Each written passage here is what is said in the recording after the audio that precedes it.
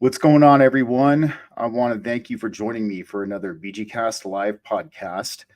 This time it's a Sunday live podcast, not a Wednesday live podcast, but we have a very special episode in store for all of you today. So, this is probably one of the biggest guests I've had in quite some time. Pretty remarkable guy. I was introduced to him through a couple of longtime friends of mine, and he agreed to take time out of his life and sit down here with me today to have a discussion.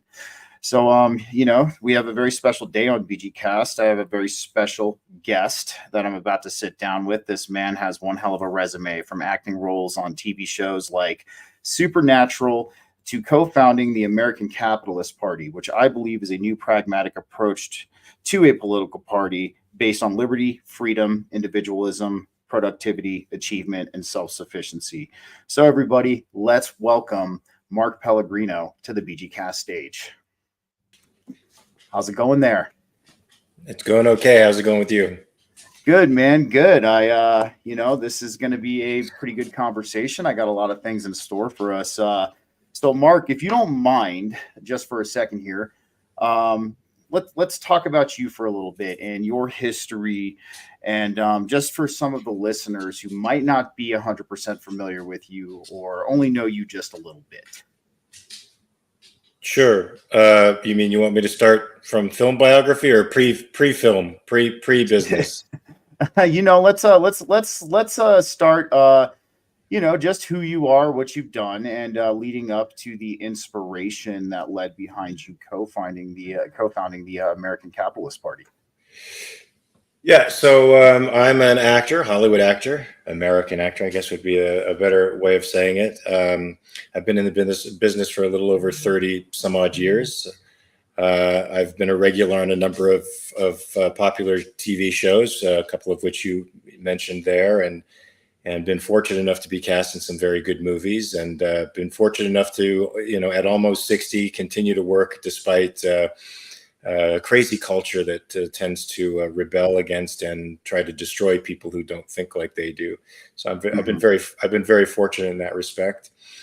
I was also fortunate in a sense that I discovered a theater company that did not sip the Hollywood Kool-Aid. In fact, the founder of the theater company, I guess I would consider him a type of Christian conservative. I was not that, of course. I was a registered Democrat when I started as an actor, and was still actually a registered Democrat until about 6 or 7 years ago, even though I never voted Democrat. He, despite the fact that I disagreed with a lot of what he said, he started lighting my intellectual fires, and I started seeking out other ideas outside of my own box. That led me to Ayn Rand, who became a huge influence in my life, particularly later, not so much in my early 20s, where I read Atlas Shrugged and The Fountainhead. And then later on read everything that she wrote, and that pushed me in a sort of conservative direction, which has since evolved to something not describable by any political party at all. And I was talking to a friend of mine, a guy who became a friend of mine over social media, and we thought it was time to create something new, because neither the Democrats nor the Republicans, the left nor the right, seem to be satisfying not only, I think, the requirements for a proper government, but they certainly weren't making people happy. They weren't contributing to people's happiness. The liberty movement's answer to the left and the right, the libertarians and the anarchists, are extremely confused on a number of levels, and I think they do a great deal of harm to the liberty movement. And so my friend and I decided to come up with something called the American Capitalist Party. We used capitalist deliberately in the way that Rand used selfishness when she described objectivist ethics in her Virtue of Selfishness, as a way of at once alarming people who find capitalism, or have been conditioned to believe that capitalism is a horrible system of doing business, and to enlighten them by creating a platform that is completely and totally based on individual rights and the protection and defense of individual rights. And so I got together with a philosopher friend, Andrew Bernstein, who has written a great book called The Capitalist Manifesto, by the way. And he's a philosopher who teaches in upstate New York, and he wrote the platform for us. My friend Joe Sanders and I edited it, more or less. And we got somebody to put it on a website, so it has a home. So it's now a set of ideas out there that exist in the world. All we're waiting for is some grassroots people to take it up in local elections, get their names on a ballot as the American Capitalist Party, and start changing things. I think that's a really profound story, Mark. It's really interesting to see that transformation you had through educating yourself and, reading up on different things. And I feel you're absolutely right. I feel at this point in time, we are dealing with a system, a government that truly no longer services us. And I'm happy to see that you're actually putting forth the effort into coming together and cultivating this, what I would call a sustainable solution. And, we're going to touch right away on the anarchists and the libertarians, because I know this is kind of a big topic for you from what I've heard as well. So, one of the topics I wanted to bring up with you today is anarchy and, libertarianism. I feel a lot of us who have come to understand how corrupt our system has become have chosen this personal philosophy because it allows us the freedom and sovereignty that we rightfully deserve. However, a lot of us are aware that on a grand scale, collectively, our society isn't morally, ethically, emotionally, and mentally ready for a choice like this. So, in your words, why do you feel anarchism and libertarianism cannot be implemented on a societal scale? And how does the American Capitalist Party offer sustainable solutions for freedoms and sovereignty? Well, the American Capitalist Party doesn't deny the necessity of a state. And anarchists think the state is evil in the same way the anti-gun advocates think guns are evil. The fact of the matter is, guns are dangerous. They're not evil, they're dangerous. And their proper use depends upon the values of the user. And likewise, government is dangerous because it's force. Well, the way force is used is dependent upon the values that undergird the system of force that we're talking about. So far, the American government has been the best experiment in government that has ever existed in civilized life, irrespective of the small little micro communities that anarchists point to as somehow significant proofs that anarchism works. The problem was that this individualism was an explicit philosophy put forth by the founders, while altruism was the implicit philosophy that guided all of their actions, and old world notions of duty and sacrifice also. So you had a pristine and beautiful, rational-oriented, individualistic philosophy being born in the midst of toxic collectivism, more or less. Now, add to that not only the complexities of the Enlightenment, which we hold as a movement that furthered political liberty by the application of reason to political thought. You have to remember that Kant and Rousseau were also Enlightenment philosophers, not just Locke, and that they contributed just as much, if not more, to the disintegration of social norms, society, and reason than Locke contributed in his concepts. So the Enlightenment was a mixed bag that gave us a little bit of individualism and a whole lot of other stuff. Now you add on top of that the fact that the 19th century intellectuals, what became the intellectual elite and eventually the political punditry, were all educated in Germany and ingested this altruistic crap and brought back with them through, I think, John Dewey and through Columbia and later on through the Frankfurt School, this poisonous ideology, this poisonous altruistic ideology politicized in the form of various types of collectivism, whether you call it Marxism, cultural Marxism, whatever you want to call it. So individualism it wasn't stillborn, but it was close to stillborn. So taking the idea that the state is a necessity because human beings try to subordinate violence to reason. That's what civilization is to me. It's the mitigation of force. And the way you do that is by delegating force or violence to an organization that has a monopoly on force, except in emergencies, of course, so that force is now subject to objective rules, what we would call, say, due process is a part of that. And that way, force is always playing second fiddle to reason. Now, the anarchists simply hold the state to be evil inherently. It by its existence, it enacts force, I guess, because of taxation. Even though schemes from people like Ayn Rand there have been all kinds of ideas put forth to monetize a state whereby people aren't forced to pay taxes that are viable, considering the actual functions of a proper state are not that huge. They're a fraction of what we pay today.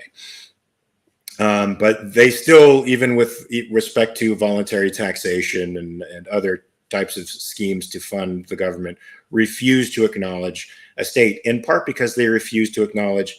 I find our anarchists swing between two extremes. They're either utter subjectivists, so they don't think there are any common values that people share, and or they are intrinsicists, where they believe, like Dave Smith, who I had a debate with recently, and a couple other people I've been debating with recently, that say things are deontological, right? Concepts like rights have no real relationship to realities, to certain realities or moral contexts at all. They just exist with each people, and people carry them from one culture to another, irrespective. And when I discuss this with them, it seems a little too complicated for them to wrap their minds around, which is why they're on the side of the Palestinians now, because they perceive their rights being violated by Israel. And no amount of discussing what that actually means seems to matter to them.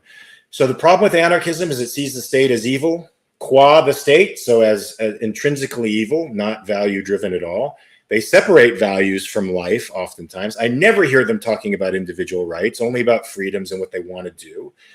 They never connected it to individual rights, and I never hear them connecting the concept of rights to reason at all, which is why they are constantly defending vices, not virtues, but vices, because they seem to not understand that, well, the purpose of having liberty is to promote rational action, because we live by rational action. We may have our vices, but our vices detract from our life, even if they feel good in the moment. Rational action is long-term action that promotes your life over a range of time. And you require rights, and you require freedom in order to be able to do that, to dispose of the property that you have, to create with it, to make something new, to exchange with other people. All that requires freedom. I never hear them making the connection between rights and rationality. They think you carry rights around with you like you do your intestines. Which I think is a terrible way of looking at it, and it's leading them down some terrible paths right now, in my view. I would completely agree. I think a lot of us who have felt that this system hasn't worked for us for quite some time. We've gone through these various phases. We go through these phases of breaking forth, trying other ideologies, other philosophies that at the time, maybe on a subjective and personal level, can bring some value to ourselves, to the freedom and sovereignty that we're looking for.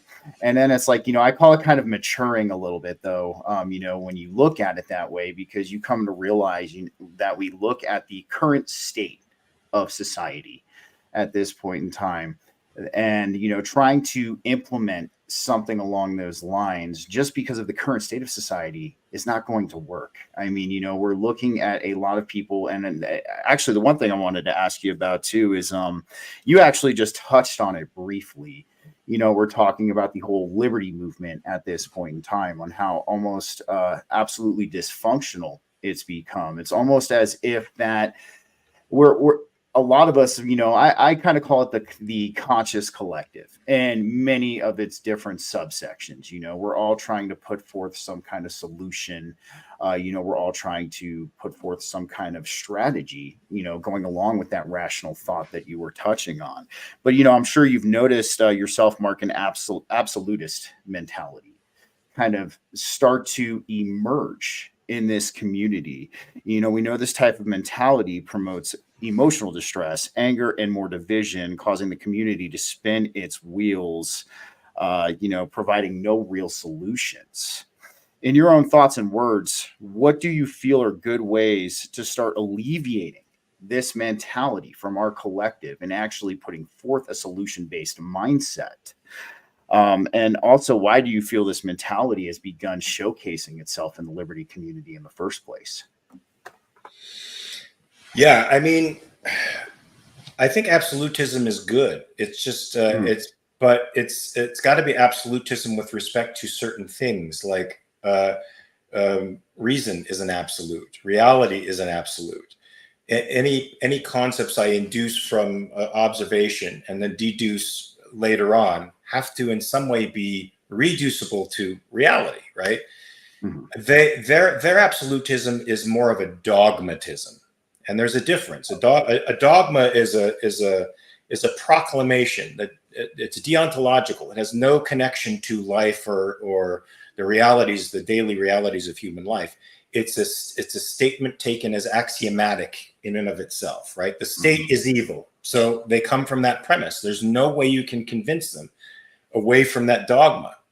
A guy like Dave Smith or anybody else out there, bent like he is, will make those claims that the state is a criminal enterprise.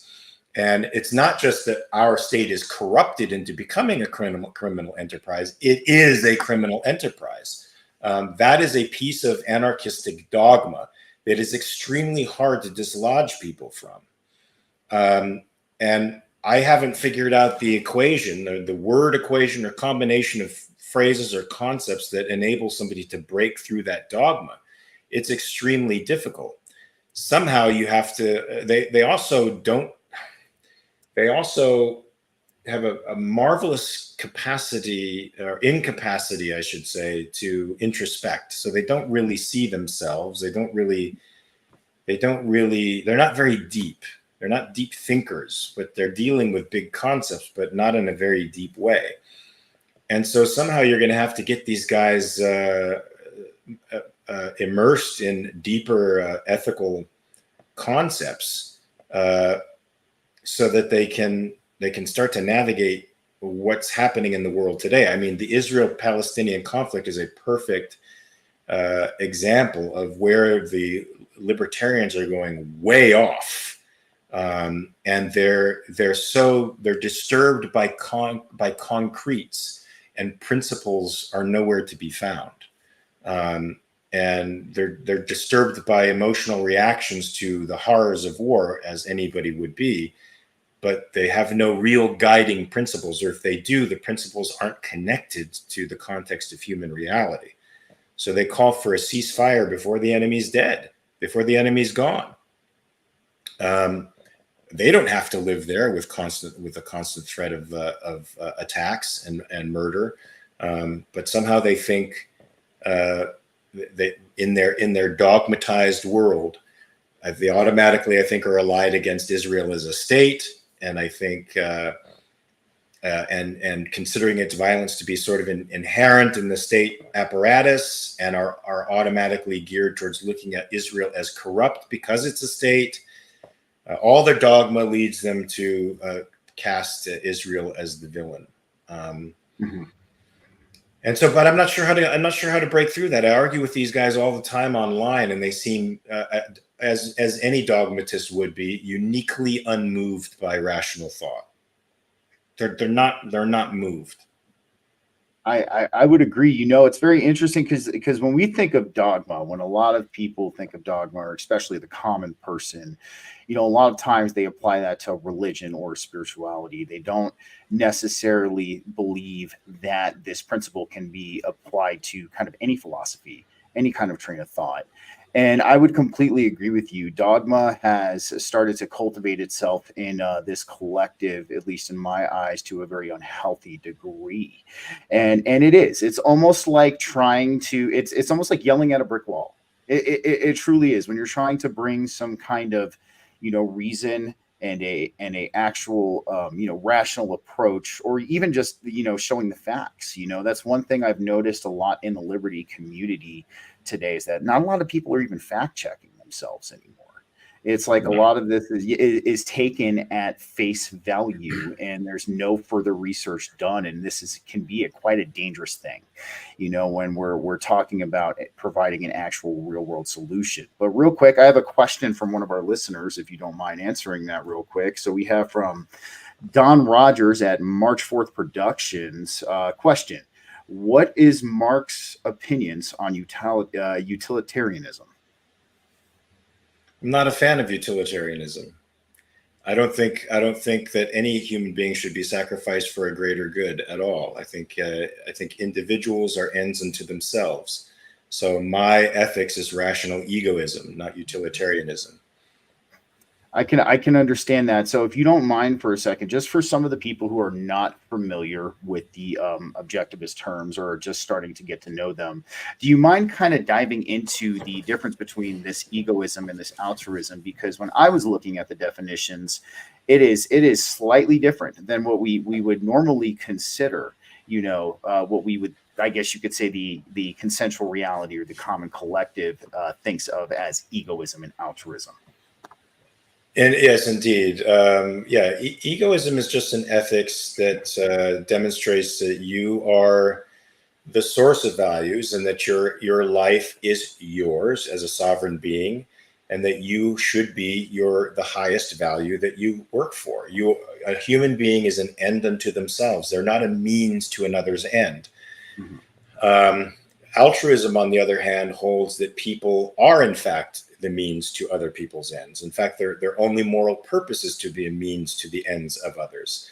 And the more that you can be a means to the end of others, in others, the greater values that you can sacrifice for the lesser value, the more moral you are. Rational egoism doesn't work that way at all. As an end unto myself, I have a responsibility to guide my life towards the values that bring me happiness and fulfillment. Now, that is not the difference between being on an island and living in a community. No, a rational egoist is probably the most benevolent person to live in a community, because their values include lots of other people and things. My values include my family, my friends, my animals, my job, my work friends, everything that I do, that I put my time towards, is a value for me, and I work for them for the enrichment of my life. And invisible hand, it ends up enriching their lives as well, but only because I'm serious about the values I pursue, and serious about making my life the best I can possibly be. Altruism, on the other hand, thinks you have to be a sacrificial animal to someone else's need if you are to be moral. Their ethics is of loss. It's a lose. If it's a win situation on one hand, somebody has to lose on the other. But predominantly, it's a lose-lose phenomenon. Whereas rational egoists deal with one another as equal sovereign beings, and they exchange values with each other to mutual benefit. That's the trader principle, where people forget this when they're exchanging on the market. They think Walmart's making a huge profit, or Apple's making a huge profit, and they get shit. No, you profited too. You wouldn't have given up that money if you didn't think that cell phone was worth more than the money you gave away. You profited. Your life became better as a result. So, my version of rational egoism is an individualistic world, which does not imply to the exclusion of others. In fact, it incorporates others because we need others. We are social beings, and we profit so much from our interrelationships with other people, and from people who are better than us being free to create, what we couldn't in 1,000 years. The other values is one of self-sacrifice and death. And to the extent that we have that altruistic tendency, I think, dominant in our culture today is the extent to which you see the left dominating the political and moral discourse. They've been dominating it for over 100 years. The right just sort of reacts and eventually goes along with it because they believe it too. And it's all death ethics. It's all about sacrificing the good for the less good, sacrificing the rich for the poor, sacrificing the healthy for the sick, sacrificing the young for the old. And this is supposed to be this is their version of decency. Sorry, I think it's terrible. I think it's a hell on earth. I completely agree with you, and thank you for emphasizing on that. And ultimately, what I'm even taking away from what you're saying is, this individualist perspective is actually even going to be beneficial in a collective sense as well. I really like how you discuss this, what I will call this negative polarity or this toxic altruism, because, I think one thing that a lot of this collective gets caught up in is, they do in some ways want to be in service to what's going on, but that, at least in my eyes, if they're not, being discerning and doing their own backtracking and their own legwork, it gets them caught up in a lot of these, what I will call stonewall traps, almost as if they, like you were saying, they're sacrificing themselves, and giving themselves away, the rich sacrificing the poor and vice versa. So I want to thank you for elaborating on that, man. I appreciate that a lot. One thing I really want to talk about as well is, the capitalism, because you even spoke about it just a little bit ago, and it has a negative connotation because, we see what the mainstream media is, a lot of the left is peddling on their ideas about capitalism. And what the right is thinking. The one thing I truly think is we've kind of evolved over the years into cronyism, or a form of crony capitalism at this point. And that's why I joke the right and the left don't understand what real capitalism is, but they both don't at this point in time. But let's talk about laissez-faire capitalism and its distinguishable features from the current capitalism that we have, which I honestly feel is cronyism. And I mean, we see this kind of rear its ugly head quite a bit. I really feel like this went into full effect. A lot of people could debate with me that it was already in full effect earlier. I feel when corporations started to gain the same rights as people, that's when we really started to shift even further into that crony capitalism as opposed to true capitalism. So let's break down laissez-faire capitalism, what it means, so people can understand what a true open free market looks like that doesn't have any regulations on it from a oversight or some kind of government force. Yeah, first of all, I don't think there is such a thing as crony capitalism. Okay. I think that merge of nominal private ownership with actual government control sounds a lot like fascism to me. So that's not, a corporate state is not crony capitalism. It's not capitalism at all. It's fascistic and nationalistic in its overtones. So right now we live more in a fascistic state that has some freedoms and lots and lots of regulations and controls over the government. Certainly nobody can start a business without the government dipping their finger into their business and telling them eventually what to do. Laissez-faire capitalism, I would have to agree with Rand, is a redundancy. It's a redundancy in terms. You don't need the laissez-faire to have capitalism. Capitalism is the system of free exchange and that means free ownership, free exchange. The government at no point determines any aspect of the market. The only time they interfere is when force or fraud has been introduced into the market, and that's when they prosecute the bad guys, or when somebody's property's been destroyed, or there's a conflict between businesses that they have to resolve. And in a free society, of course, the litigants in a conflict could sign a waiver and not use the government services as the mitigator. They could go outside of that, but they're certainly signing away their rights if they sign waivers to do that. But It is a system where the government, where force is completely banned from interpersonal relationships. That's what capitalism is, a system of complete freedom of choice. If people looked at it more like that, then private ownership of the means of production, which is true, but also not very interesting, I think, then people, I think, would see that there's a greater social aspect to capitalism than there is to socialism. The reason socialism gets so much play is because in its capitalism was a word made up by Karl Marx, by the way. So in using it, we're sort of deferring to Marx's own sense of what free markets mean to him. And socialism has in it a context that makes people feel like, well, they're working for society, not just for bottom lines. When it's capitalism that is really about free exchange, free enterprise, free choice, free association, all of the things that human beings should have to live. I'm with you on that, and thanks for educating me on that.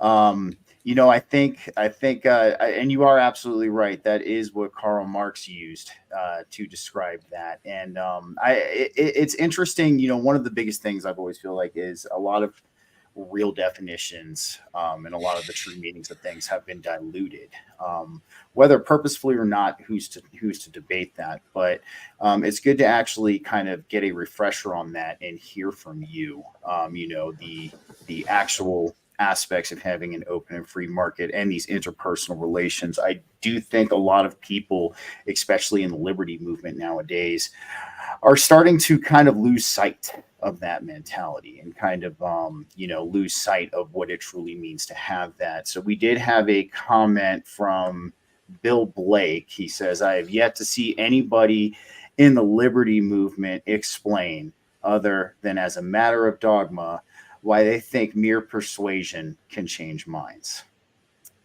That's an interesting one there, but yeah. So, all right, man. Well, yeah. Yeah. If you live in a civil society, which means one in which you respect the rights of others, well, the way you respect the rights of others is to try to persuade, not to try to use violence against them or force. So it may not be the best, but if you can't convince them by persuasion, you're not likely to make converts of them with the gun either. No, I would completely agree with that. I think what we're seeing is, I've watched it evolve over time. It's almost evolved into like what I would call an arrogant hard-headedness. It's almost as if like this community does not truly want to see what's staring them right in front of in their faces at this point in time.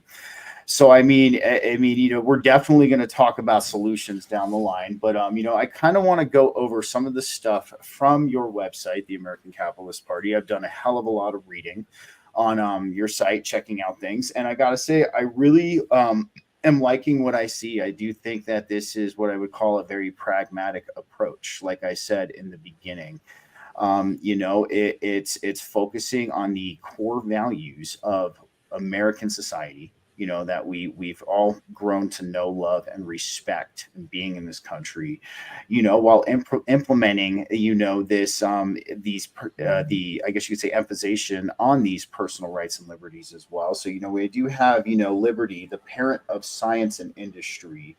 We are the only political party consistently dedicated to the flourishing of the human life on Earth. Every specific policy we endorse in every field, on every issue confronting the country, is without exception designed with two goals in mind.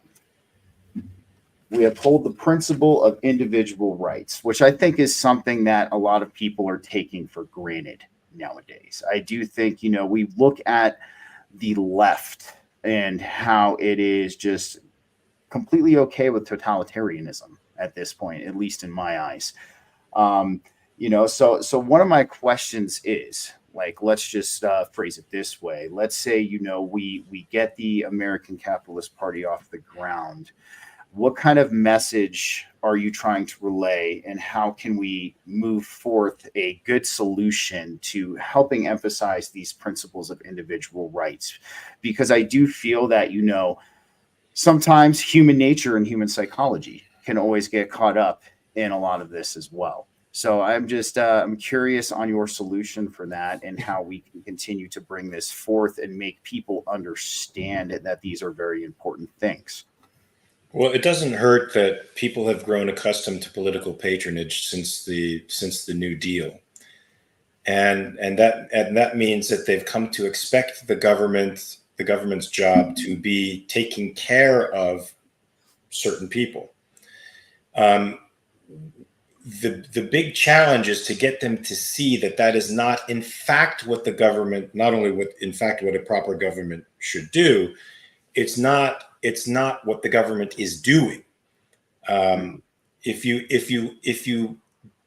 don't let people, particularly who get something out of this, out of the political patronage, the welfare schemes and such, if you don't let them escape the fact that they are the violent people in the room using the gun to acquire values that they wouldn't ordinarily acquire in a marketplace, so that they don't feel the moral superiority and entitlement that they do, that's part of I believe the work of psychologically weaning people off of this political patronage. Because now, because of altruism and because of the guilt they can put on people who believe in altruism, they can throw off a sense that their weakness entitles them to more than entitles them to your stuff. Some of this has been justified and validated in the intersectionality movement, where victimhood is now becoming a type of moral stature, and that moral stature can then be used to manipulate political power and to grab more political power. So demonstrating that they're actually the bad guys in the room with the guns, and so that they understand that they're actually robbing people, not getting something from God, but taking something from someone who had no say in it, and reacquainting them to the concept of human sovereignty, which means that people should have a right to say no to you. They should have a right to say, I decline to give you what you say you need. And I don't have to explain myself as to why I decline. I simply decline. And other people, of course, can say, I accept this responsibility upon myself for various reasons. So we have to get people weaned off of the political patronage, because I think at least since the late 1830s, we live in a spoils system democracy. And what I basically hear candidates saying every time the election cycle comes along is, here's what I'm going to do for you. Here's what I'm going to get for you. And they each appeal to their base of sycophants who want something for nothing. They're essentially saying, I'm going to rob part of the country to give you this, and I'm going to convince as many of you as I can that robbing this minority is going to give you the effect that you need.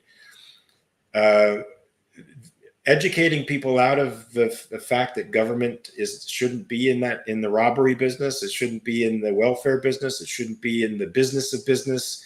That it's a night watchman, and that's it. That makes sure you're safe from force and fraud. That's going to be a generations long undertaking. And so I can't say, I wish I could give you magic words in this little session that we have that would somehow produce the effect of magically turning around the culture. But it's been a culture that's been turning this way for 130 years. And it's so deeply embedded in the culture. Altruism is collectivism, and the notions of government that come from those is so deeply embedded in the culture that we need rebel educational institutions, which I think are now forming, to start repopulating the earth with people who can think independently and who understand that this is a very, very dangerous, harsh, impoverishing, spiritually and material road to go down. And I completely agree. And I've always had this saying. It's funny because I would always say this. It's like, we all know lying, stealing, gaslighting, cheating is wrong. But why, when we put the label of government over it, is it all of a sudden all magically okay? It's like that is I think you hit the nail on the head with that one, Mark. So one thing I do want to bring up, this is a question from another listener. they are not able to watch the show today, so I brought this question for them. So, one of the biggest concerns a lot of people have, with potentially looking, or I guess we'll say in the anarchist and the libertarian community, is the ability to be off grid and live a sustainable lifestyle. So I'm just wondering, it's just throwing this out there while we're on this topic, of individual rights. How does the American Capitalist Party allow for individuals, if they choose to live in this way and they choose to live in this fashion, does it make it easier for them to do so, or does it potentially, does it add any obstacles? This is just a question from the viewer. I don't see how it would add any obstacles unless the person becomes the crazy man in the room with the gun. As provided he's peaceful, he can live however he chooses. And I'm assuming off the grid means he doesn't pay taxes for protection either, which is fine. Mm-hmm. He denies the protection services of the United States of America. That doesn't mean he can be his own judge, jury, and executioner, however. And should he decide to do that, that's when he would cross the law. That's when he would cross society. So provided he's peaceful, he's fine. No, I don't think anybody could care less about it. If he wants to live that difficult a lifestyle, then let him. There's so many conveniences to living in a city, and so many conveniences. You don't have to be your everything. You don't have to be your food grower, energy producer. All that stuff is taken care of by virtue of the fact that we all do different jobs, and we don't have to focus on every aspect of our survival. Thank God. Division of labor was almost as great an invention as the domestication of fire. So if he wants to do that, that's his business, as long as he doesn't hurt anybody. I think that's common sense. I agree. I'm with you on that. Especially, when you do decide to conduct and carry yourself in that way and live that kind of life, you have to have a good head on your shoulders. But no, thank you for answering that. We do have actually another comment from Bill Blake here. So the question wasn't whether persuasion is the better way to deal with people, but rather whether it can work. Ought and tails can. So before arguing for persuasion, one must address whether it can work. I mean, you can't have existed on this earth for a very long, especially into middle age like myself, and not have discovered that there are people who are simply immune to being persuaded. And I have this issue with anarchists all the time. They are absolutely immune to persuasion. Now, it's ironic because they claim to want to live in a stateless cooperative society, and they are the least cooperative, least tolerant people I know. So I wouldn't want to be their neighbor. That's for sure. I'm with you, man. I'm with you. It's something I've been dealing with myself, believe it or not. For the past couple of years, I've been doing this show. There's just a really hard dogmatic mentality when it comes to a lot of this, and I've myself personally, at least on the front, that we all need to start working together some way, shape, or form, and actually kind of putting aside these petty, minute differences that we sometimes share, to focus on this common greater goal that we're looking at right here. So a question I definitely want to ask you, because this seems to be a huge topic. It is for me personally, and this is actually kind of a question coming from me, if you want the 100% truth. So what does the American Capitalist Party have a plan for when it comes to the food? I'm sure you're aware of the food situation in this country. When it comes to the seed oils, the hormones, the antibiotics that are used in meat. This kind of all came from Codex Alimentarius. This was an act that the United States of America ended up facilitating and getting in with the World Health Organization. And it kind of set the standards, I guess you can say, for what they call food safety and safe handling measures. But what it really is kind of putting a lot of bad things in the food, additives in the food and things like that. So does the American Capitalist Party have a plan for improving the quality of American food and potentially making good, clean quality food a little bit more affordable to those who can't afford it? We tend to think that the market takes care of things like that, and that the free market overseers, who would be, people who judge and critique such things and gain a reputation for judging and critiquing such things. For example, like an Angie's List. People can rely on Angie's List if they want to get a contractor. They can look on Angie's List because they know that certain requirements that they want are going to be fulfilled by going through this particular list. There would be hundreds of thousands of those kinds of organizations, and I think that the most reputable ones would move to the top. Certainly, a lot of the corruption of our food sources is the result of government interference. So you'd have to, as immediately as possible, withdraw all of those, all subsidies to big farms. You'd probably have to cut it off slowly, but you'd certainly have to start reducing with the eye towards eliminating all subsidies. And there's no reason to have a Department of Agriculture in the cabinet at all. There's no reason to have it in the government. It should be eliminated, like 99.9% of the other alphabet soup agencies that exist in the government. So the government should not be allowed to meddle with, set nutritional standards for anybody. We know that they fucked that up with their food pyramids in the past that made people sick.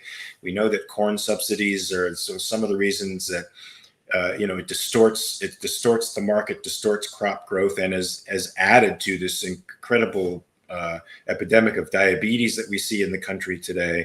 All of that stuff has to go away. The USDA has to go away. The Food and Drug Administration has to go away. They kill more people than they help. They're an incredible waste of resources. There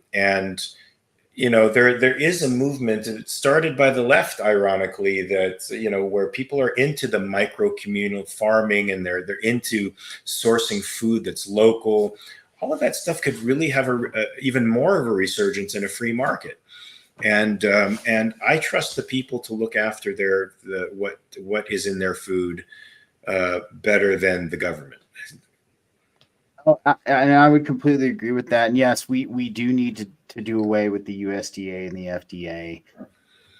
This is where a lot of it, and you're absolutely right. This is where a lot of the issues with the food have started to really come into being, is because of these subsidies and this government involvement in the nutrition and the foods that we currently eat here in the country. I can't tell you how many people, I even talk to a lot of the older people, and they will always say, just food tastes different nowadays. Like it's not as nutritional, or it's not as flavorful as it used to be. But thanks for touching on that, man. I really appreciate it. But that also means not banning GMOs, ways in which people could invent a better mousetrap, a type of crop that has resistances that would enable it to still grow under conditions that are difficult. Those things could help the world. Those things could help sub-Saharan Africa develop. But they're being stifled by the left and by, I think, unnecessary propaganda about the dangers of, frankenfood or frankenfish or however they classify GMOs. GMOs is just, it's another, there's not a single thing on your plate that hasn't been altered by humankind. Every wild fruit you've had at some point was probably poisonous or inedible at a certain point until human beings came in and domesticated it. This is just another form of plant and animal domestication, which I find to be very good for people. So I don't want to ban that. I don't think the government should be in the job of banning innovation for food. And I'm with you on that as well. Even talking about what you were saying, the wild fruits. I mean, corn and the way it is and how it came to be was due to human intervention. Yeah, they had to cross-pollinate these two plants in order to get this corn plant. So I definitely understand your sentiments when you're talking about that. And I mean, ultimately, you're showcasing a true free and open market. If there's innovation to be had, to help hunger, to help with things like that, then yes. Or even like you were saying, the possible resurgence of having these locally sourced things. This is all of these are possibilities, and I find that's great that it's open like that. It gives us a lot of these abilities and these possibilities to kind of create this better life for ourselves. As it is now, the USDA, I think, has limited meat processing they've cartelized the business basically. They drove out competition with their regulations, and now there's something like 4 or 5 massive processing plants that handle a huge proportion of our meat processing, which is why when there's a salmonella crisis, millions of tons of meat gets wasted and thrown away because they're going through this centralized system. Whereas before there were 20, 30,000, 40,000 different processors out there that you could turn to. And of course, you're going to find one that suits your needs. Exactly. And I think, excuse me, and because we have that free and open market, that is a better option for us. We can actually do that. We're not. Yeah. And if one company gets a salmonella infection, it's not going to affect the entire food supply as it does today. Exactly. Not every single piece of chicken isn't getting recalled off the shelves, things like that. Even or the bread and the milk missing, as well as toilet paper or whatever or whatever else people are getting crazy about these days, man. But no. Well, in that respect, prices need to be allowed to rise. I mean, one of the primary platforms of the Democrats is against price gouging. Price gouging is just a price reflecting the supply relative to demand. If the price is high, it's because the demand is high relative to the supply. That sends a signal to entrepreneurs everywhere. If after an earthquake, the price of water, bottled water rises, that sends a signal to distributors of water everywhere where they need to go to make a profit until they could bring that price down to equilibrium again, where basically everybody's needs are satisfied. If prices can't rise, you have shortages. People are going to stock up on that stuff. They're going to hog it all up, and fewer people get all of the resources while everybody else is left in the cold. And exactly, man. And I honestly feel that what you're talking about here, as far as these solutions, at least at this point, I'm really liking what you're saying. I like how much thought you've put into this. I mean, at least in the research that you've done. And I want to say I think that lends credence to this even being a very good solution for us as an American society and American collective. The other thing I want to talk to you about too, I really like your rational approach to climate change. That was one of the things that I was reading on your website there. Of course, with all of the misinformation, that's going on about that. We're a lot of us in this community, even the dogmatic ones, I'll even defend them at this point for that little bit, understand that this is a very natural thing. This is nothing we have to, start implementing more government force over, nothing that, that we don't have to do carbon taxes. We don't have to do, these carbon credits or anything like that. And I'm really happy that you've brought a true scientific approach to this. And I've noticed that with a lot of your policies that, you leave the dogma out, you leave this propaganda out, and you take these truly rational and scientific approaches. So, I mean, one of the things I guess I'm going to ask you when it comes to that, how do you feel when it comes to, I know a lot of people in this community try to still kind of cross-pollinate. I'll even say maybe even some of the Christian nationalists, they try to still continue to bring, religion and the state together. What are your thoughts on that? Do they need to still continue to stay separate? Or do you feel potentially that there is a happy medium of adopting some kind of spiritual way of life? I'm just picking your brain on this. These are some topics I wanted to bring up because this seems to be a hot one right now. As far as the state concerned, the state has no no concern in spiritual matters or the conscience of another human being. The separation of church and state, largely, you could place conscience in that, and that would make an equal amount of sense. The state has no place in dictating what your conscience is, what values it holds. And so there should be a hard separation between the two. I think that's what's enabled the United States to live a fairly pluralistic life with thousands upon thousands of different religions living in harmony with one another, because they don't persecute a church that is against the state church, or nor do they endorse a state church.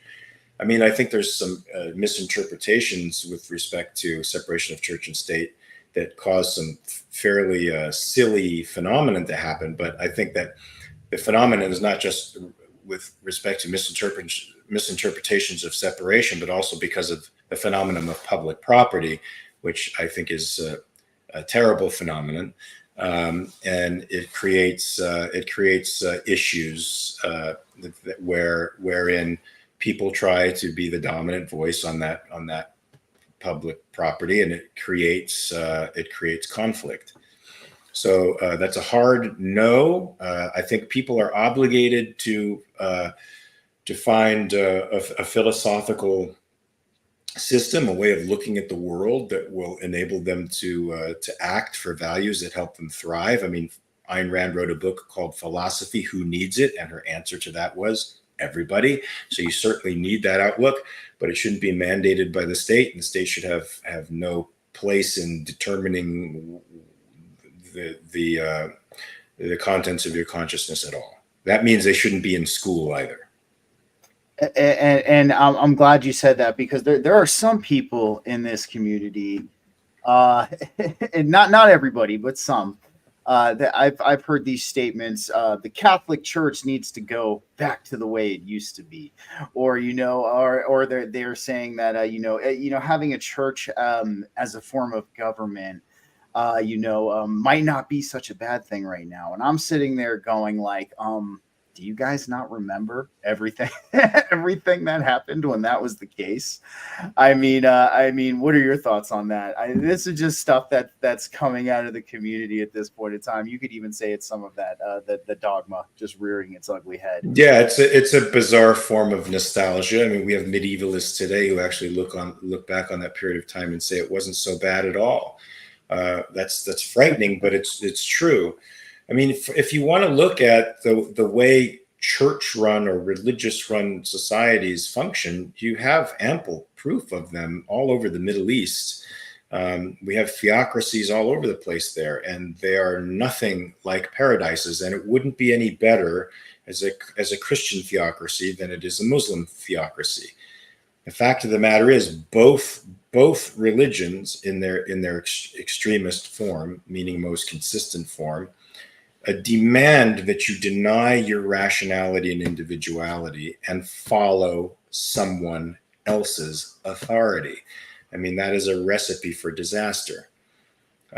So no, it wouldn't be better. When the Catholic Church was the spiritual mentor of kings and queens across the world, it was a very brutal and ugly time, and not something that we would want repeated in the modern day, if we could help it.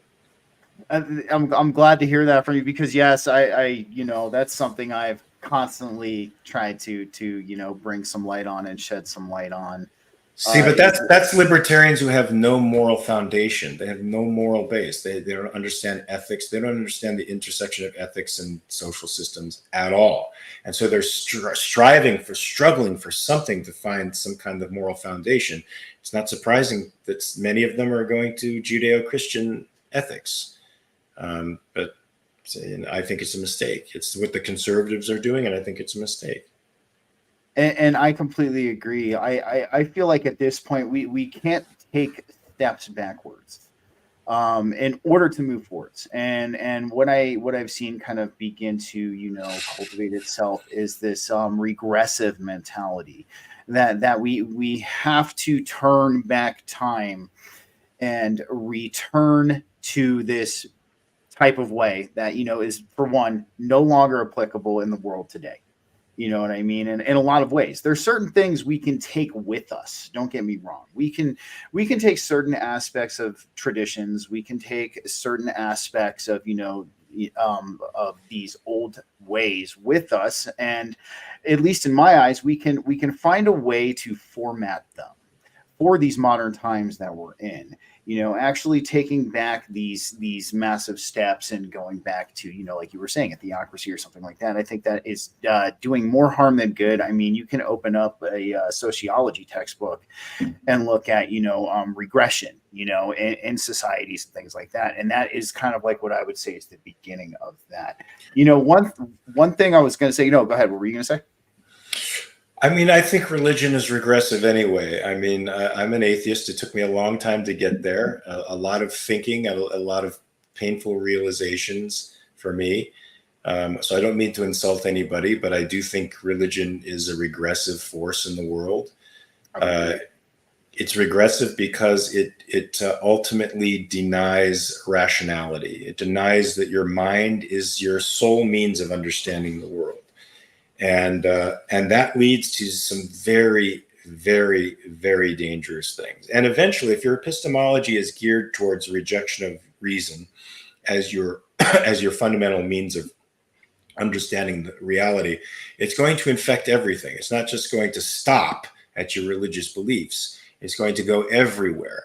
And so that's why I think I see the phenomenon now of guys like Dennis Prager, a conservative commentator in Los Angeles. He's a conservative Jew. He's very, very, very religious, and that's his primary gig is religion. Well, it's not surprising to me that now he's putting up videos on Prager University discussing how the Enlightenment was actually terrible for people, and it's actually individualism that's causing this crazy chaos we're seeing in the world today. Well, to me, that's a mind infected by religiosity, and whose reason is slowly giving way to their faith, and that's dangerous.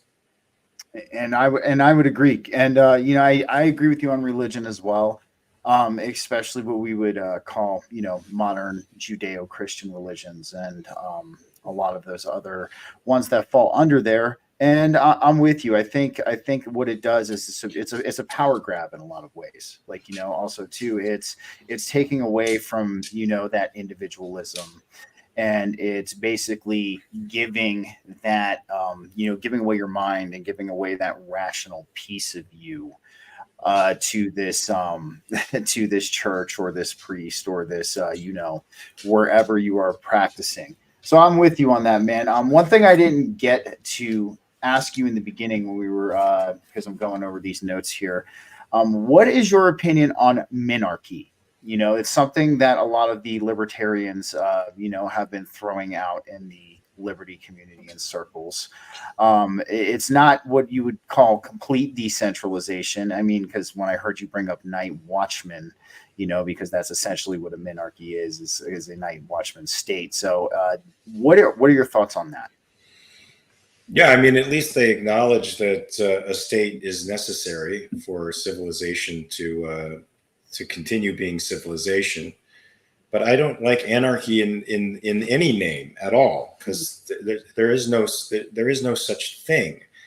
I mean, human beings have natural laws, some of which are self-evident, some of which are not, and laws of identity that that make subjectivism or a pretense at no universal moral principles an absolute and total evasion of reality. So do I agree that the government should be smaller? Well, not necessarily physically smaller. You can have a big government that's not centralized and it's not up in your grill. The size of it doesn't matter. It's just, is it functioning properly? Is it defending the life and property of its citizens, or is it violating rights and property for some other stated end?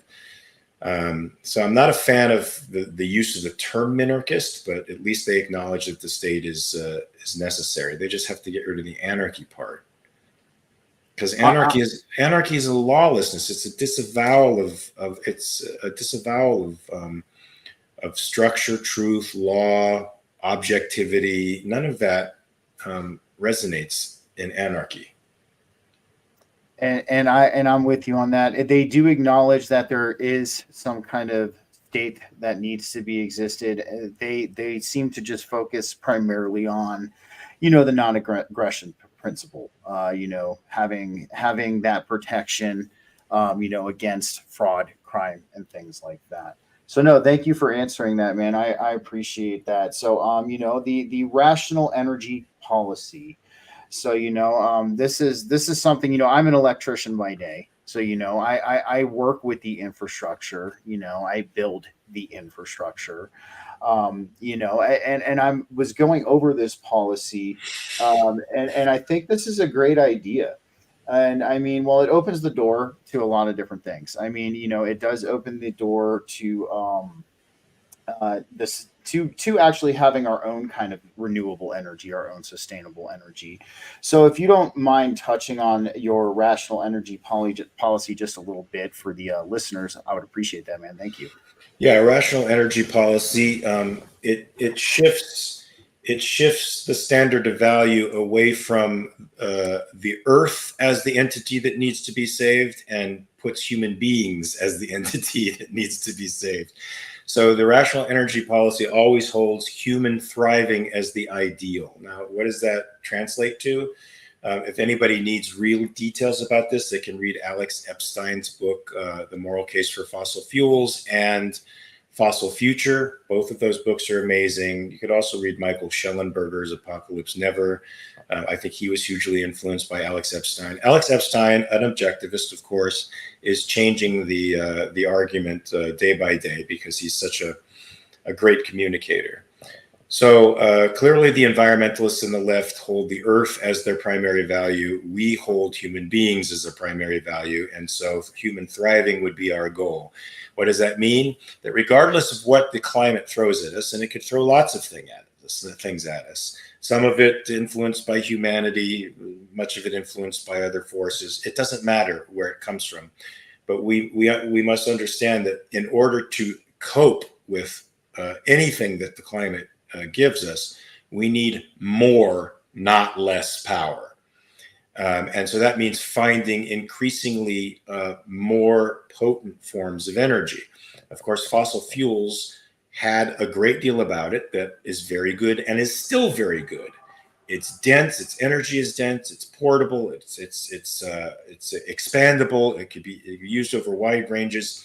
It is a fantastic form of energy. We should still keep using it. What should be developed as well, which is nearly outlawed in the state of California because of the green movement, is nuclear. Nuclear is an even more dense, more powerful form of energy that lasts longer and is entirely devoid of the carbon that all these leftists are so afraid of, which if you read Paul Dreesen's book called The Miracle Molecule, you'll find another version of CO2 that's actually very helpful for the world. You won't fear it as much. It's not the poison that they claim it is. It has other benefits too. So a humanistic approach to energy means unleashing the fossil fuel industry and unleashing nuclear. And I think, of course, nuclear would wind up being the much more practical energy, but the market would provide that choice. It wouldn't be politicians attempting to please constituencies or trying to posture on their environmental virtues. I like the sound of that, man, and it is when fossil fuels, we still use them, and they are an efficient fuel. That's why I joke, with the Teslas right now. They got to carry a gas generator with them in case they run out of charge, on a long distance trip. But no, and I agree with you on nuclear too. And I do think that we have yet to discover a lot of other different forms of possibly efficient energy that we could use, and this kind of opens the door for that because we see that fossil fuels kind of have the run on the game right now. We're talking oil being $1 billion industry. potentially even more. And that's a good thing that it removes that and it allows for that innovation, just kind of like what the trend has been with everything we've been talking about. It allows for human innovation, it allows for human creativity, and it allows us to actually take steps on this individual level and move forward. I really dig that, man. So let's talk about the medical care aspect of the American Capitalist Party, because we know that for a lot of people this is a thing. We need good health care. We need to take care of our elders. Especially when they have health issues and things like that. So I think that's would be kind of what I would say is a big concern among certain people. So if you don't mind, let's touch on the medical care aspect of your policies. And let's elaborate on those a little bit. Yeah, I mean, it would be it would take out all the I think the terrible distortions that are in the system now by the public healthcare aspects of our system, which are well over 50% of our dollar spent is spent in the public sector, and certainly at least that amount is owned and or all of it is controlled by the government. So one, for insurance, you should let insurance compete across state lines so that people have a market in insurance. I think you should completely get rid of the American about the Affordable Care Act, because it's a Orwellian term. It's actually making healthcare extremely unaffordable for many people. It's raised premiums across the board.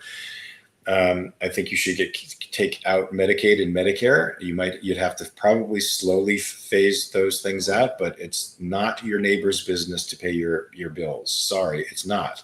Unless you ask him to and he says yes, it's not. It's a form of theft. So I say return to a free market healthcare system. Take regulators and lobbyists away. 13th labor of Hercules should be to redirect the Potomac right through the Capitol and just push all those lobbyists and dirty politicians out, and we can start anew. I think the FDA should be done. I think the AMA, to the degree that it has any kind of influence, it's been wrong almost 100% of the time. It should be gone.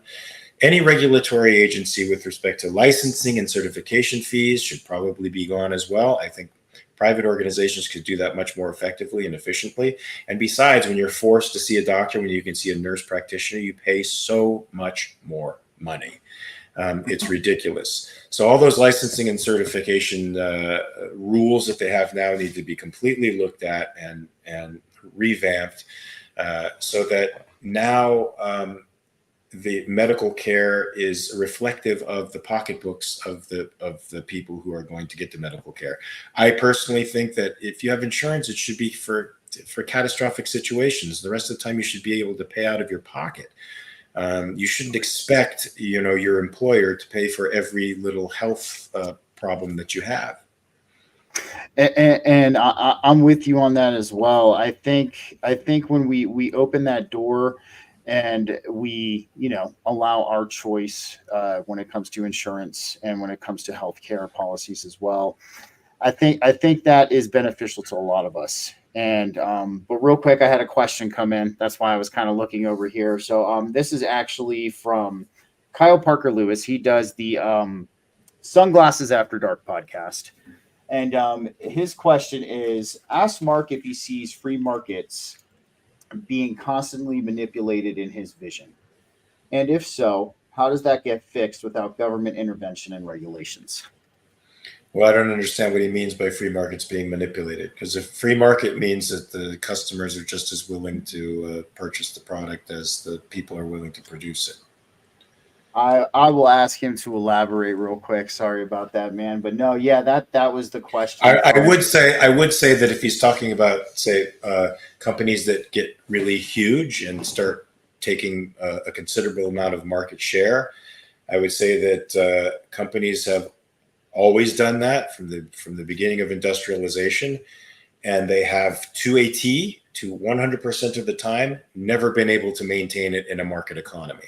The only way they can maintain market share without producing innovative values all the time for their customers is if the government is keeping them in that strata. And you can see that, I mean, You can see that in the public school system, where they produce very little value, now negative values, I think it can be seen, and yet command extremely high amounts of our money, somewhere in the neighborhood of $18,000 per pupil, to make them illiterate activists. And of course, the private sector has to compete with that, and that makes private schooling more expensive. Today, with the advent of Zoom, computer technology, brick and mortar schools are sort of a thing of the past. You could go there, but there could be so much educational innovation that would have happened had the system been a free market, that has been prohibited by unions with political pull and all these crappy politicians who want to keep your kids in these crap public schools while their kids are going to Phillips Exeter. The only way a business can corner a market or get a hold on people and produce something bad and make people's lives worse is if the government is enabling them to do it. With you on that, man, and thank you for answering that. I don't know if he's going to get back into us in time for the elaboration, but I know he's definitely watching, so I appreciate you touching on that. And since we're kind of getting there, let's talk about education.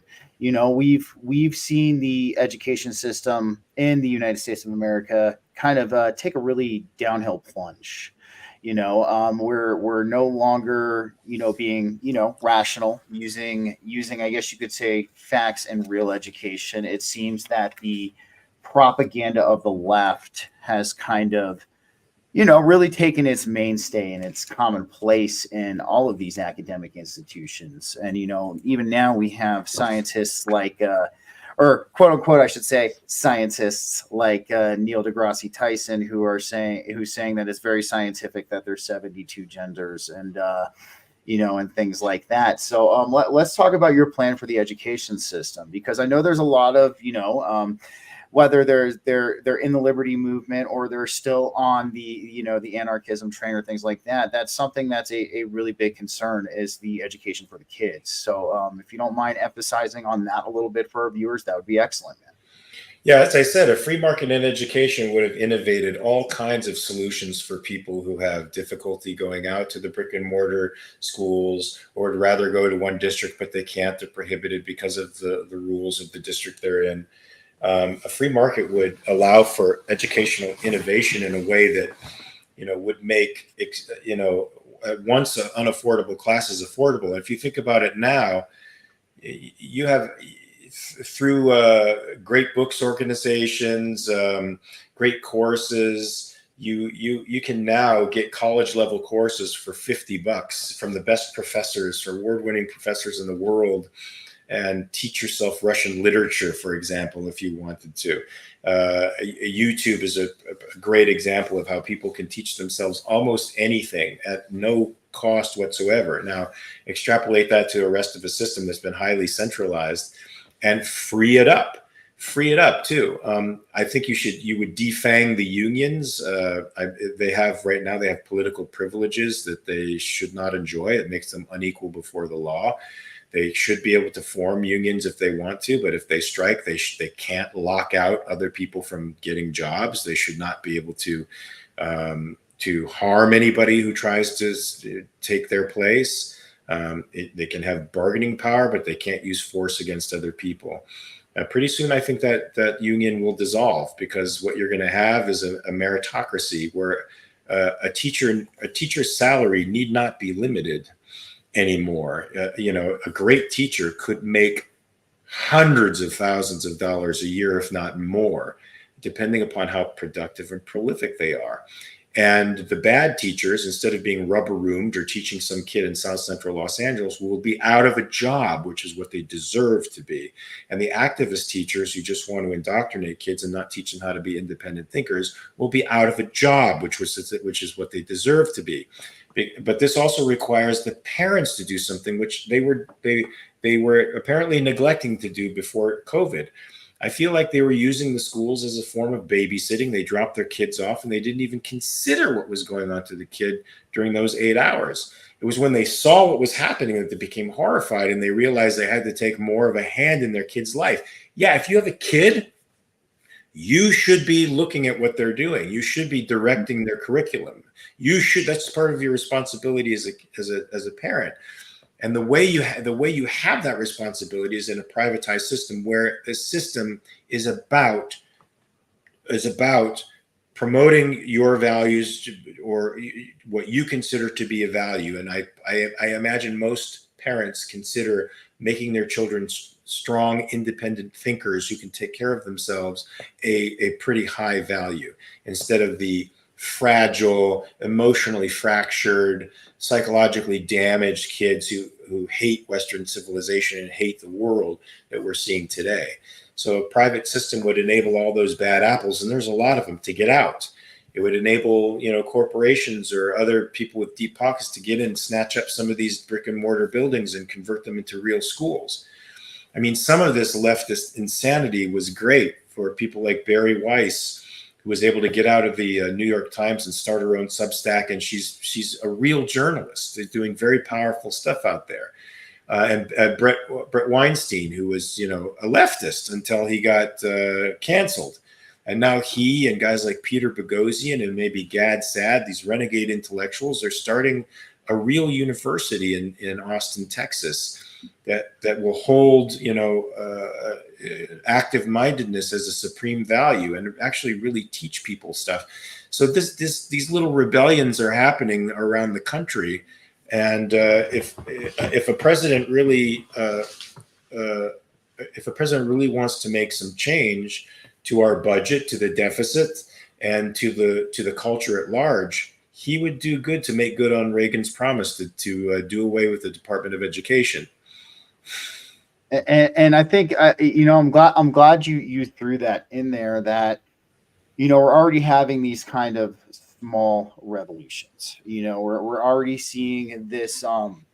Again, that's great that these activist teachers who are, I guess you could, indoctrinating children will be out, and that we're going to be able to actually. And the other thing that you said, sorry, I'm like kind of collecting on everything you were talking about, is you brought up a very valid point. I think what this society has been conditioned to now is they do think that the school is babysitting. They do think that dropping off their kids, and leave them there, not having anything to do with them, and, not having any involvement in their own education, at home. Because, even though I'm not a parent yet, I've always felt that, at least in my eyes, when I do decide to have children, that, I would want just as much of a hand in their education and looking at what they're learning as well. So, I can impart my own wisdom and my own teachings to them. And I'm glad this kind of removes that indoctrination out of the picture, because, I see so many arguments nowadays where, like,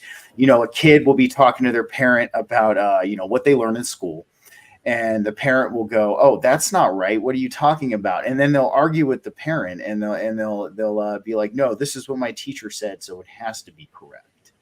And I think that's kind of a byproduct of what we're looking at. So thanks for elaborating on that, Mark. I'm going to ask him to emphasize on this, but we have another question from another listener. Can you ask Mark if he is against double taxation? And that is from Francis McDunn.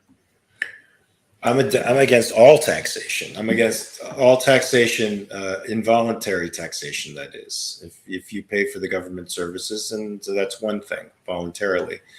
It would be a very, very small portion of your money, but I don't think there should be a sales tax. I don't think there should be a death tax. I don't think there should be property tax. I don't think any of the multiplicity of ways that the parasitic political class steals from us should all be banned. And no, and I like how you throw in voluntary, because I know there's still going to be people who don't want to participate. I mean, yeah. we're looking at one huge thing I talk about on my shows a lot is human psychology, human nature, and the psychology of governments. And when we're dealing with those three things, we can't debunk them. We can't try to talk them down. They just are what they are. It is what it is. And but no, I actually like that. That was a great answer, Francis. I hope you heard that. We got that out to you there. And nonetheless, Mark, I mean, we're wrapping up to the end of my questions. The last thing that I would like you, if you don't mind, to elaborate on is, the right to bear arms. This was something that I feel is very important to a lot of people in the liberty community, whether they're in their dogmatic haze or not. I mean, the right to bear arms, to hunt, to protect ourselves from a tyrannical government. I think this is very important. So if you don't mind just elaborating a little bit on, the American Capitalist Party's vision for that, that would be awesome. Yeah, I mean, I think the right to bear arms is the right to defend yourself, and I think that's an inviolable right. If you hold the individual as the primary unit of society and his life as an end unto itself, then his right to self-defense is sacrosanct and can't be violated. Now, of course, we delegate self-defense to a certain degree to government. We delegate violence to government when we can. In other words, after the crime's been committed, after the bad guy's been caught. But in an emergency situation, you should be entitled to and have the right to defend yourself vigorously, so that the threat no longer exists. Now, one of the standards that I use when people say, "What do you need an AK-47 for?" You don't need an AK-47. I said, well, in my lifetime, there have been. I mean, there were the riots of '65 and riots in '68, where civil authority broke down in multiple cities across the United States of America. In '94, we had the Rodney King inspired riot, where where literally police were standing by as people looted stores and beat the crap out of people. 50 some odd people were murdered in that spree. And there have been periods in our history, and of course 2020 is a massive example, where, especially in Portland and Seattle, where there was no civil authority anymore. And in fact, the people who stood for the civil authorities were on the side of the rioters. So they established an anarchist zone where they were carrying around weapons and prohibiting people from going into that zone. Well, it's for times like that when an AK-47 is exactly the weapon that you need. If a group of 50 marauders comes to my house, is my Smith & Wesson revolver going to intimidate them, or is my AR-15 with a 30-round clip going to be more of a deterrent? It's likely that kind of firearm will lead to less rather than more violence because of its deterrent value.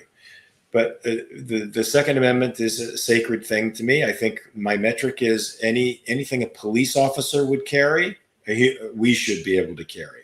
So if I see a police officer with an AK-47, I have to ask, well, that guy faces exactly the same kinds of things I face on a daily basis. Why is it good for him and not for me? So if he can carry it, I can. I certainly am not a fan of a militarized police force. But if guys walking around the urban environment or a riot have an AK-47, then surely I should as well.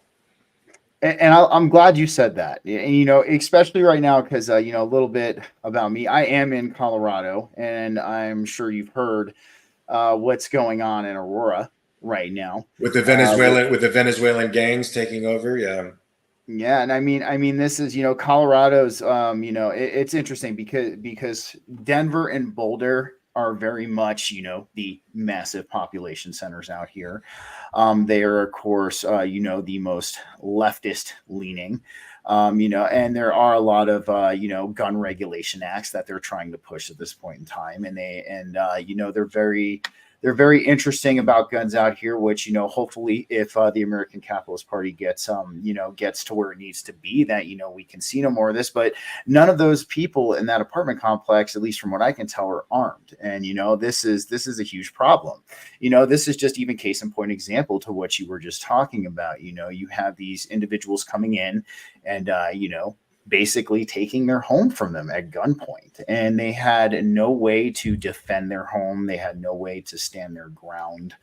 And, I plan on doing a drive-by because I'm not going to pull into the apartment complex myself per se, but, I work in Aurora a lot. So I plan on doing a drive-by to see how they're handling it probably this week. But no, I think we can even look at current events, that are showcasing themselves right now that, really lend credence to the importance of being able to bear arms. And, another thing too, I mean, yes, if a cop is able to carry a AR-15, so should I. It's that term of equivalency when we're dealing with, what we would call some kind of external threat that, threatens our livelihood, our home, our families. Although I did come up against an anarchist who I had an extreme disagreement was because he thought if he could have a howitzer, he should be able to have a howitzer. I thought that was an entirely different level of self-defense. It's not self-defense when you can threaten an entire block or city. You're not defending yourself anymore, my friend. And now we're playing games at that point. I mean, that's a good way to put it.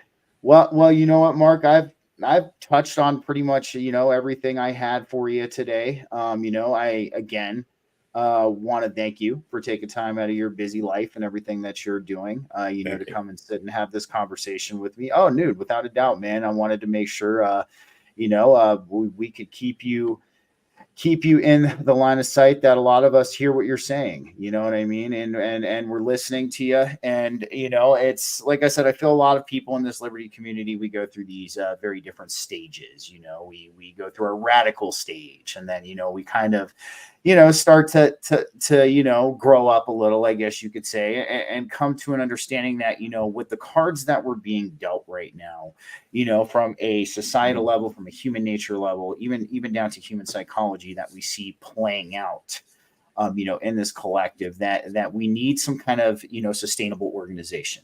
And I'm glad you've decided to take it upon yourself, to co-found this and to get the wheels rolling, man. I got to say, it's very interesting to see somebody with your background take this road and actually do something with that. And that, for you, my friend, you have a world of respect from me for.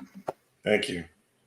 No worries, man. So I have all of your links, like I said, at the bottom of both the YouTube and the Rumble descriptions. If there's anything else you're working on or anywhere else we can find you, why don't you let all of the listeners know now? Yeah, I mean, I just finished a TV series called A Motel. Don't know what's going to happen with that, but we'll see. And I have a potential movie coming up in November, and a few cons I have to go to in the heart of the Dark Continent in Liverpool and Edinburgh. So there's a lot of turmoil and racism going on in that part of the world, and so I'm going to be stepping into the thick of it. Some folks in Liverpool said they're trying to ban me for my perspective, but we'll see how that goes. And that's what I got going on now. My wife is editing a film that we just did together. Very cool. So hopefully that'll be nice. Well, man, I'm very happy for you that you found a production company that doesn't drink the Kool-Aid. That's something that I didn't even know was a possibility when we look at everything going on in that world. But I'm happy for you on that front, man. That's good. That's good. You can go out and do what you do and not have to worry about any of the backlash or the cancel culture that comes with that.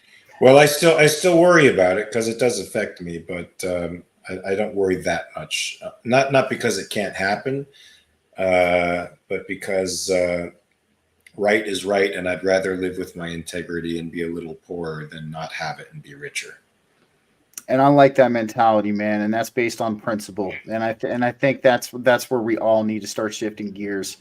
All right, if you have time to hang out for 2 minutes after I end the stream, I just wanted to ask you one thing real quick. Sure. But thank you. I appreciate it, Mark. Other than that, guys, I want to thank you for joining me for this BG-Cast special episode here on a Sunday. Guys, check out Mark. I have all of his links. And both descriptions on YouTube and Rumble. Give him a follow on X. I have his X account there as well. I've got his Patreon. Anywhere that you can find Mark, I have him there for you.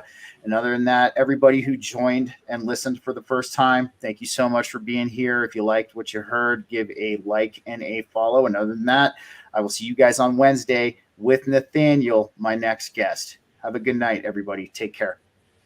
Thank you.